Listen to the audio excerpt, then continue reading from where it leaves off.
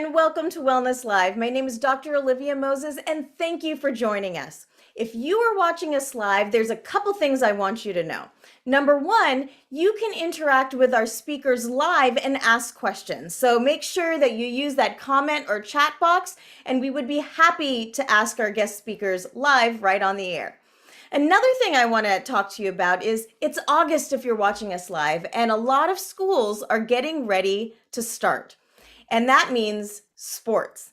So whether your child is in baseball, basketball, soccer, whatever sports you have, the sports physical is also coming up for you and your child. So now we thought was a great time to talk about the sports physical. And I have a wonderful guest for you today. His name is Dr. Jonathan Smits, and he's responsible for our sports medicine program here at Loma Linda University Health. And we are excited to have him to talk a little bit more about the sports physical. So without further ado, Dr. Smits.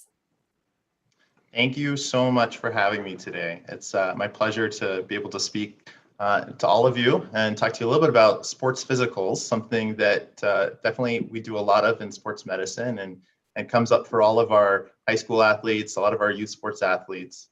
And so what we talk about today is called raising the bar for the sports physical. And really the emphasis is what we do in the exam room and how we can make this better for all of our athletes out there. So a couple of things that we're going to go through. So we're going to talk a little bit about the purpose of the sports physical. We'll discuss some of the things that you should expect while you're there for your appointment. And with that, we'll talk about some of the new things that have really come out in the last few years. So new evidence about questions, new evidence about exam, etc. So why do we do a sports physical? So prior to COVID, the numbers that we were seeing were over 60 million youths participated in sports every year. Certainly that number has taken a big hit with some of the pandemic, but we are seeing, especially this fall, a lot of our sports coming back at the high school level and with travel teams. So the sports physical, which is formally called the pre-participation examination or evaluation, the other type of PPE, is a requirement for high school and many youth sports organizations. Been around since the late 1990s, but just this last year in 2019, was actually updated to the format from the American Academy of Pediatrics. And so the PPE monograph is often our guide for what to do in a sports physical. And it's been adopted by numerous healthcare and athletic associations. So part of the American Academy of Pediatrics, the American Academy of Family Medicine, as well as the Athletic Trainers Association, the National Federation of High Schools. We all kind of combine to come up with this monograph that we tend to use for our sports physicals. PPEs are required now in all 50 states, although the frequency does vary a little bit depending on which state you're in. And so for California in particular, it's required every year through the CIF, which is the governing body for high school sports. And it's also often an annual requirement for a lot of our youth sports organizations. So what does a PPE accomplish? And depending on who you talk to, you might get different answers. The primary goal, in my opinion, is promoting safe participation in sports. Often that's a very difficult thing to quantify or determine. So when you look at studies about the PPE, often they'll use prevention of death, for example, as an endpoint. And if you look at death alone, the PPE is not a great tool. However, if you're looking at the idea of preventing injury, ensuring optimal sports participation, the PPE we often think of as a very valuable tool for that. So what we want to do, especially as a secondary goal for a lot of our sports physicals, is discuss injury treatment and actually moving from treatment to prevention, right? How can we keep you on the field for longer? How can we keep you doing what you love doing? We'll address the topic oftentimes in clinic about burnout and overuse injuries, something that we know is plaguing our youth athletes as they go through high school sports and travel teams. And it's an opportunity for us to discuss things like nutrition, supplements, and any other questions that you might have.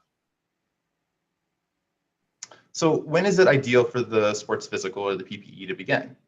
Ideally, it's done actually in the beginning of the summer. So before the start of your season, we want to have, while we go through all of the information that you provide us, we want to have 6 to 8 weeks typically to determine any additional information that we might need, whether that's consultation with a specialist, whether it's getting records, or just making sure that your last injury gets fully treated so you can be at your best for tryouts and the start of the next season. And you can often do sports physicals in a number of settings. Sometimes these get done at the campus. Sometimes these get done at an urgent care. Ideally, the best place is with your pediatrician or your primary care provider in your medical home. Someplace that knows you, has your access to your records, and can do this often as part of like your well child exam. So what are the elements of a sports physical or PPE? So it starts typically with a personal and family history questionnaire.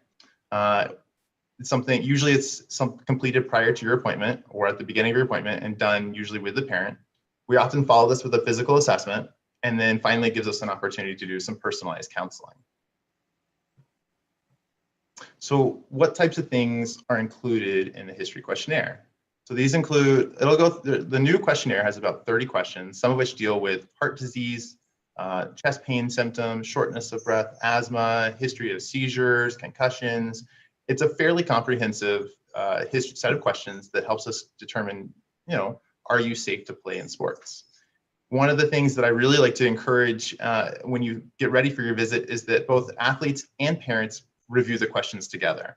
And so if you look at the form, signatures are required both from a parent guardian and from an athlete. And studies have shown that when they're completed separately, with the athlete completing one and the guardian completing the other, there's only about 39% overlap. So while not a perfect way of getting history from patients, so far this tends to be one of our best avenues. And that's why it's important to really get it done in the medical home.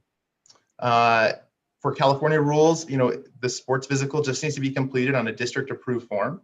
And so we've worked with a lot of our school districts and schools locally to try to update their forms to what's recommended on the national level through the AAP and using that monograph handout.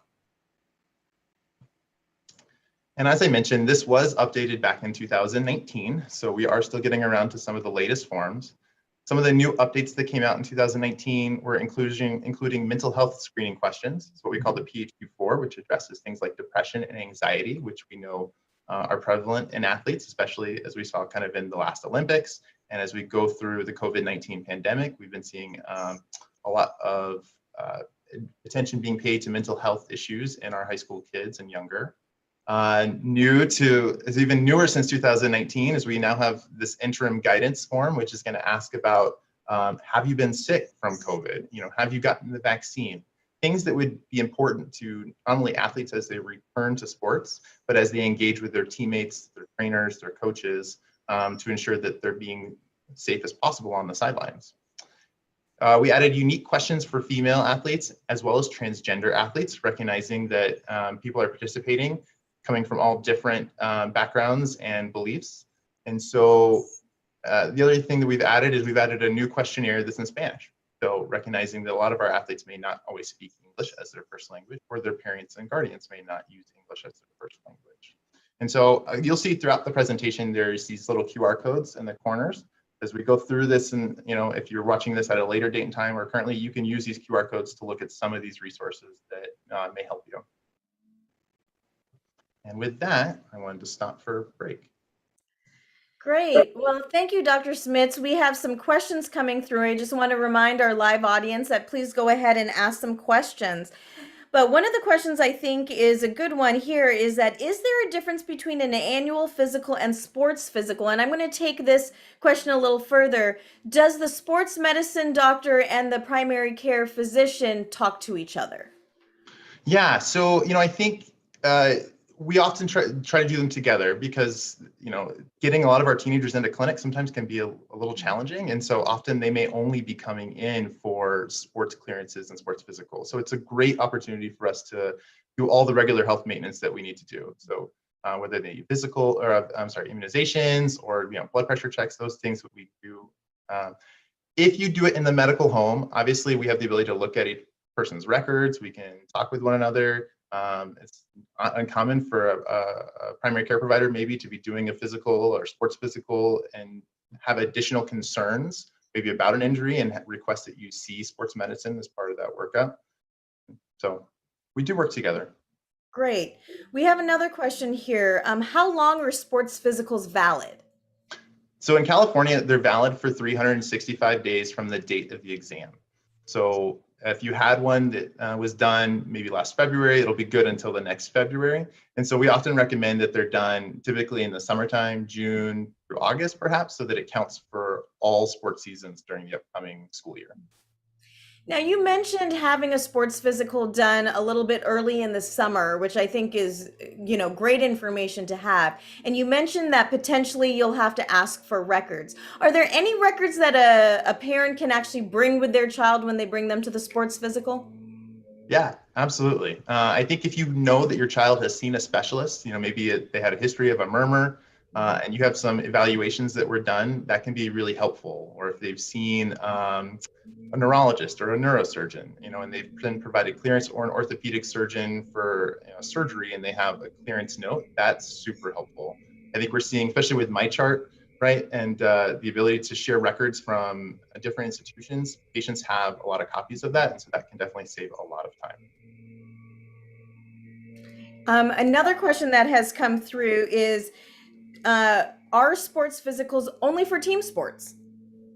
No, so we actually do them all for individual sports. So, cross country, track, it's a requirement for any of the high school sports in California that they have a sports physical on file. And then it's also just a good idea if you're someone who's maybe new to exercise or new to different hobbies and you want to get some information about that, the sports physical is a great opportunity to make sure that you're prepared for your new endeavor. Now, sports can start in very early years. So, what are the ages that this PPE is actually appropriate for? Yeah, so great question, actually. PPE is a requirement for high schools. It's probably a requirement for most middle school sports as well. Typically, probably our youngest athletes are participating at ages, 4 or 5 on some of these youth soccer teams or swim teams. And so while not always a strict requirement, it's a pretty good idea. I think at Loma Linda, we've really started to encourage the questionnaires being filled out at age 12. But certainly, we know a lot of our kids are engaged in competitive sporting activities well before then. And so it would be a good idea if you have questions or wanted good information to schedule a sports physical. Great. Well, let's get to one more question before we get to the second half of your presentation. Is it possible my child won't pass his or her sports physical? And if so, what are the consequences of that? Yeah, so that's a great question. And I will touch on this a little bit. Obviously we want to encourage all of our kids to be involved in sports as much as possible, but we must recognize that exercise for anybody has inherent risks and potential consequences. And so while unfortunate, sometimes we do restrict our athletes, usually maybe temporarily or permanently, just so that we can get some more information about really what is an acceptable risk for them. And so we'll touch a little bit on that, but I'd be happy to discuss it more at the end. Okay, great. Well, we had a quick question. I'm just going to sneak this one in here because it came live from YouTube as well. Can adults who might be in leagues or races also benefit from the exam? Yes, and they absolutely can. So you get an opportunity to talk to your primary care provider and see if they're able to go through some of these things. And if you want the help of a sports medicine physician, you can get a referral or a recommendation and come and be seen for that as well. Perfect. Well, let's get to your second half. All right, thank you so much.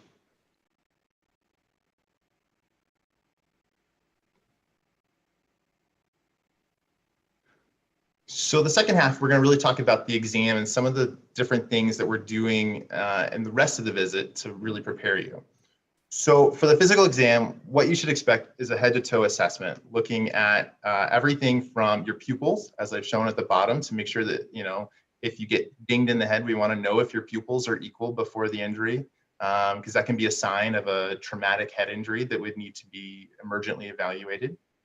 We want to make sure that people's hearing and vision is good. We'll check your blood pressure. I can't tell you how many kids I've had, especially at the college level, where they're driving for a physical and maybe had a lot of coffee to drink beforehand, and so their blood pressure is way high, or they know they may be getting shots as part of the visit, so their blood pressure again needs to be followed.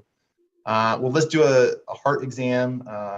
Often there are stories, right, of athletes that do collapse in the middle of sports participation, and it's found later on that maybe they did have a heart problem or a heart murmur. So this is something that we pay a lot of attention to in our sports physical exams to make sure that there aren't any signs of underlying heart conditions.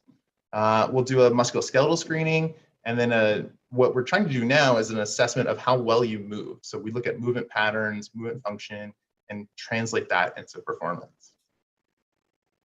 So this is an example of some of the musculoskeletal screens that we do. So starting with the head, neck, and spine, we look for, are there any restrictions to movement? We look at your shoulders, elbows, hands, wrists, knees, hips, all different ways. And so this is kind of what we call the 2-minute musculoskeletal exam. So just expect that when you come to your appointment, I tell everyone to come in clothes that make it easy for you to move around, because these are the things that we're going to want to be able to figure out during your time there. And now what we've really tried to add in are different testing ways to improve the musculoskeletal exam. So 3 of the ones that I'm mentioning here: the functional movement screen, you can see at the bottom, a wide balance test, which looks at kind of ankle balance and strength and translates to core, and then the landing error scoring system on the right. These are all looking at trying to identify what are areas that may need to be improved or may be weak as you head into your activity. So some of these look at like core strength or gluteal imbalances, shoulder range of motion. The landing error scoring system on the right, we've actually tried to tie it to ACL injuries. So as you jump from a box, you land, jump again, and we look to see, do your knees collapse in? Do you fall backwards? Where is your center of balance as you do this? And as we start to include these and look at how you do performing them, we can find certain areas that would benefit from enhanced physical therapy or strength and conditioning to really correct these imbalances and ensure that you have a season that's injury-free, hopefully. The other thing that's a good idea for your sports physical is to bring any equipment that you plan to use. Mouth guards, for example, knee braces. If you've been told you should wear a knee brace or you think it's a good idea to bring a knee brace, bring it to your appointment. Once you try it on, let's make sure it still fits, something that you may not think of as the season comes to a start. We can talk about if there's been any new changes, any new recommendations in equipment, or if equipment's a good idea for you, because not everything needs protective equipment. And then again, it's an opportunity for us to talk about personalized counseling. So we've seen with the explosion of youth sports and high school sports in this country, a number of overuse injuries or burnout amongst teenagers as they get involved in sports. So the physical is a really great time for us to talk about the concept of sport sampling, which is participating in lots of different sports, right? Versus being totally specialized in one sport where maybe you're just doing the same movements over and over again and getting really developed at that, but that imbalance could put you at further risk for injury. And so depending on the sport that you play, we may have some very specific training advice for you. And then we can talk about things like the safety and efficacy of supplements. Is creatine something that your child should be taking? How about protein powder? Testosterone, yay or nay, right? These are all things that a sports medicine physician or a sports physical you could be discussing. And then, like I often tell a lot of my athletes, as good as supplements are or may be helpful, just simple things like eating a well-balanced diet, getting the rest and sleep that you need. This is the time that your body is recovering and repairing. And so that can be just as important, if not more important, than the hours that you spend in the gym, on the field. And so as we've moved from treating the injuries or treating ACL injuries to the concept of where are you getting these from? How can we prevent them in the future? There's been a number of things that have been identified as causes for some of these common injuries. So anytime that you have an injury or had a prior injury, that puts you at risk for an injury in the future, especially if you're not fully recovered or having corrected some of those imbalances by the time you get back to the field. We know that specializing in one sport, especially at a young age, can put you at further risk for that sport. whether that be through, again, through constant exposure or overdevelopment of certain muscles or muscle patterns. Overtraining can, as you continue to dig into the negative and your body is not allowed to recover and repair, puts you at risk for an overuse injury. And particularly for our female athletes, if they stop having menstrual periods, that can be a sign of nutritional issues, and in particularly in endurance sports, a risk for stress fractures and stress injuries. Dr. Jayanthi put together a set of questions that are, not quite a perfect tool, but if you can answer 2 or more to these 3 questions, can you pick a main sport? Do you train more than 8 months in the year for that main sport? And did you quit other sports to focus on that main sport? If you can answer yes to 2 or more of those questions, then you're a fairly specialized athlete that might be at risk for an overuse injury. And so we've seen a lot of new studies, and particularly in the last 5-10 years, about strengthening programs that can be incorporated into your regular workouts. They can be used with you on the field for warm-ups, as a team.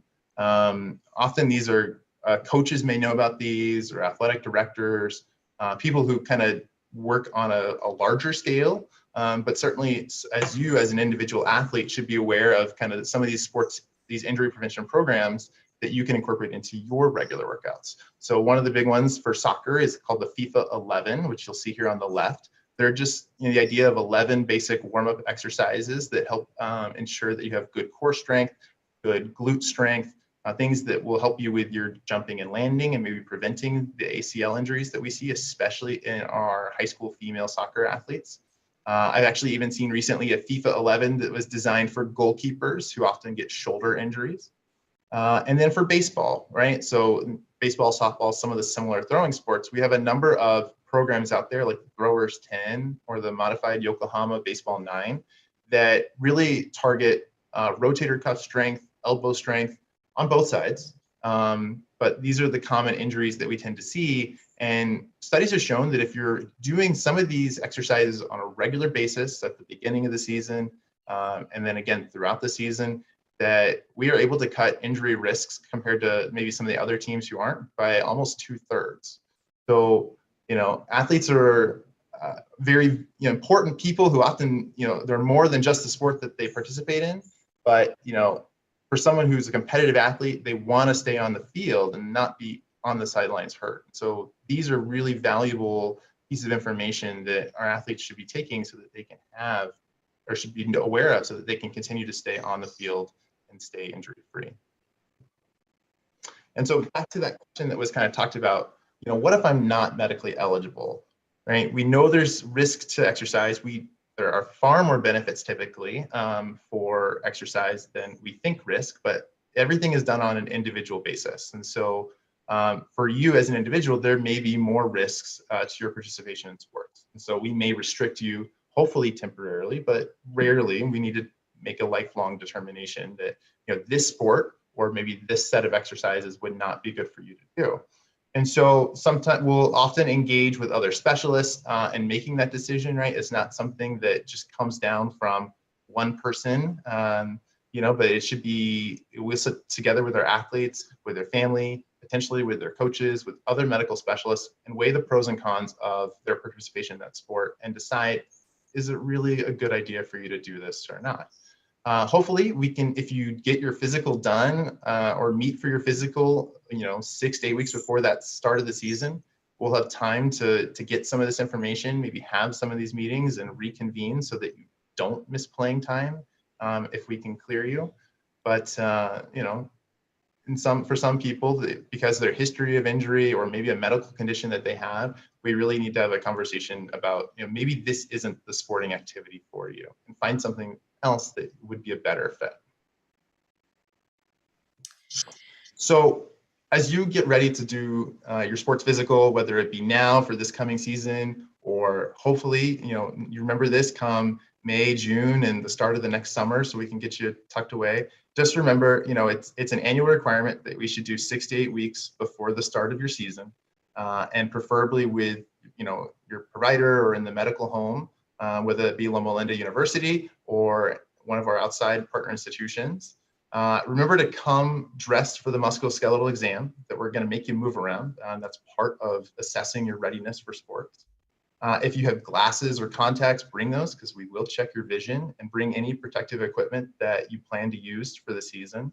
And of course, this is your time to ask some of those questions that, you may get overwhelmed with information, good and bad, if you go and Google this. So if you want good advice, evidence-based advice, come with those questions and ask your provider.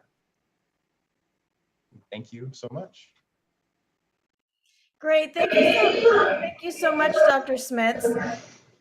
I want to definitely get to some of these questions, and one of them has to do with nutrition.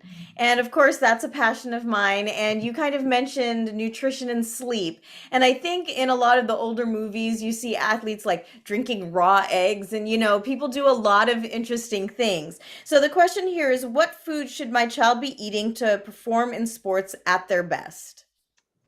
Yeah, so really good question. I hate to think that it's a simple answer, but I have to tell all of my athletes, and especially teenagers, they don't eat breakfast, right? So you want to eat 3 square meals a day, right? Well-balanced meals. Make sure you're getting fresh fruits, fresh vegetables.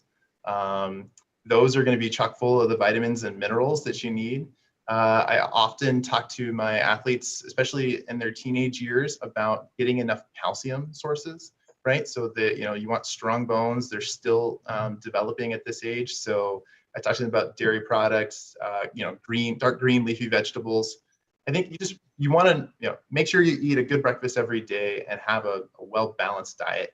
If you have any particular dietary restrictions or beliefs that kind of hold out certain food groups, then that becomes a conversation about should we be adding in some of these other vitamins or supplements to cover all of our bases, or we want to make sure that you're getting enough natural sources of these. And I love what you said, and I just want to emphasize, before you start any supplements with your children, talk to their doctor. So here we have another question is, and I'm sure everyone has different health insurance companies, but are sports physicals covered by health insurance? Yeah, so that's a really good question and a really tough question. So I think that we've advocated to insurance about the importance of a sports physical.